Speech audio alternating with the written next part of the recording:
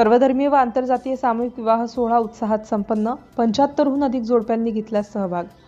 अमरावती येथे साहित्य सम्राट लोकशाहीर अण्णाभाऊ साठे यांच्या जयंतीनिमित्त तसेच डॉक्टर रुपेश खडसे यांच्या वाढदिवसानिमित्त 15वा सर्वधर्मीय व आंतरजातीय सामूहिक विवाह सोहळा उत्साहात संपन्न झाला असून 75हून अधिक जोडप्यांनी विवाह सोहळ्यात सहभाग घेतला. सर्वधर्मीय व आंतरजातीय सामूहिक विवाह सोहळा व अभिष्टचिंतन सोहळा उत्साहात आणि मंगलमय वातावरणात पार पडला.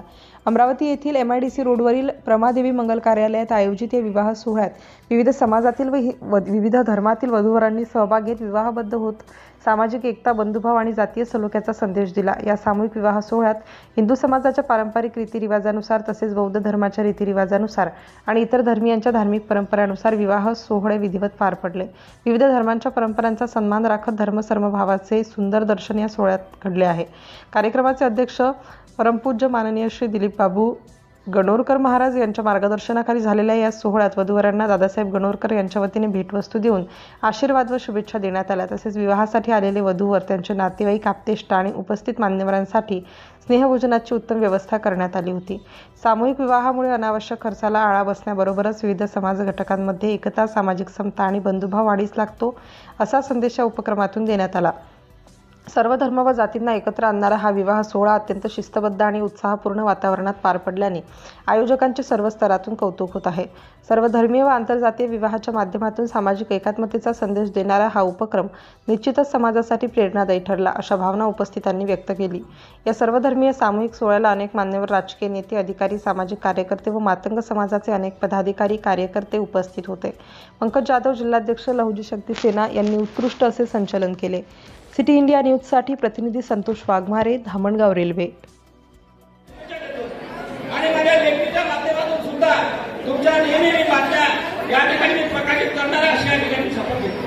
आणि म्हणून डॉक्टर रुपेश खडसेंचं जेवढं कौतुक केलं तेवढं कमी आहे.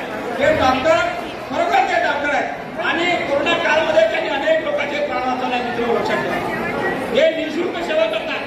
आधी त्यांच्याकडे जा, गोळ्या आणि इंजेक्शन नेहमी तयार असते, पैसे घेत नाही, हे लक्षात ठेवा. आणि एकमेव मातंग समाजाचा असा माणूस आहे आमच्यासाठी, एकदम लोकप्रिय माणूस आहे. आणि म्हणून आपण टाळ्यात मात्र आपण कंजूसी करू नका.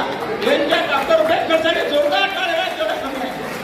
तुमच्याकडून पैशांच्या पेक्षा नाही, फक्त टाळ्यांच्या पेक्षा आहे. कारण त्यांना प्रचंड प्रमाणामध्ये परमेश्वर त्यांचं उदंड औषध देऊ, त्यांना सुख, समृद्धी आणि त्यांचं आरोग्य बाधित राहावं. आरोग्य जर माणसाला चांगलं असेल तो प्रचंड प्रमाणामध्ये प्रगती करू शकते. एक लक्षात ठेवा, या ठिकाणी आमच्या कल्पनाताई आहेत, आमचे आदरणीय युवा नेते बंडूभाऊ जोंधळे आहेत. ते नेहमी सातत्यानं आम्हाला मदत करत असतात. ही जी मंडळी आहे ही तोला मोलाची मंडळी आहे. या ठिकाणी आमदार, खासदार नसला तरी चालते, परंतु आमच्यामध्ये आदरणीय दादासाहेब क्षीरसागर आहेत, आमच्यामध्ये SR इंगळे साहेब आहेत. त्यांनी 15,000 लोकांना मागच्या वेळेस जेवण दिलं आणि म्हणून त्यांच्यासाठी आपण जोरदार टाळ्या वाजवून त्यांचं स्वागत केलं पाहिजे. आपल्या समाजामध्ये, मातंग समाजामध्ये जन्माला आलेला हिरा रवी वानखेडे आहे.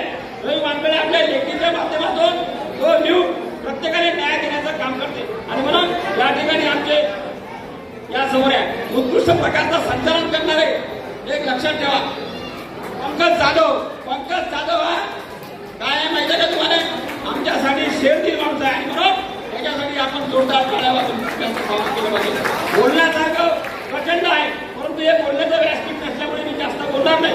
या ठिकाणी आदरणीय तुषारभाऊ सुद्धा येऊन गेले. आमचे मनोजी बघतात, ज्या ज्या वेळेस काही समस्या असल्या तर ते आमच्या समस्येचं निराकरण करतात. कुठल्याही प्रकारचा जातीभेद, भेदभाव मानत नाही. ते सिद्धी समाजाचे आहे, परंतु सर्व धर्मी आहेत, प्रत्येकाची ते मदत करतात. आणि म्हणून त्यांच्यासाठी आपण जोरदार टाळ्या वाजवून मनोजी बघताराचं स्वागत केलं पाहिजे. या ठिकाणी आमचे युवा नेते सागरजी लोखंडे, दिसायला लहान आहे परंतु कीर्तिमान आहे. लाल बहादूर शास्त्रीचं जे हाईट होती तेवढीच त्यांची हाईट आहे, लक्षात घ्या. या ऐकून जरा 2 मिनिटं समाजात चेहरा दिसला पाहिजे तुमचा. लाल बहादूर शास्त्री हे कोण होते माहिती आहे काय?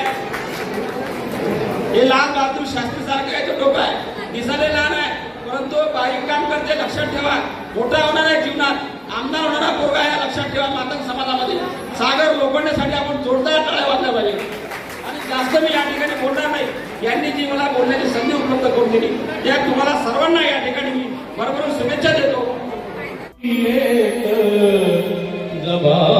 जबाबदारी तुझला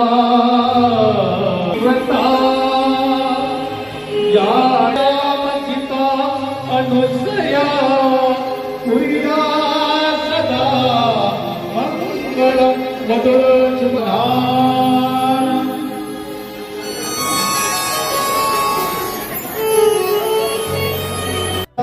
कृष्ण नमला त्याशी समर्पू मने रुक्मिणी पूजात सदा मंगल मधुर शुभ सारा नवरा देऊनिया वागरा गृहते मधुपर का पूजन करा अंतर्पटा दे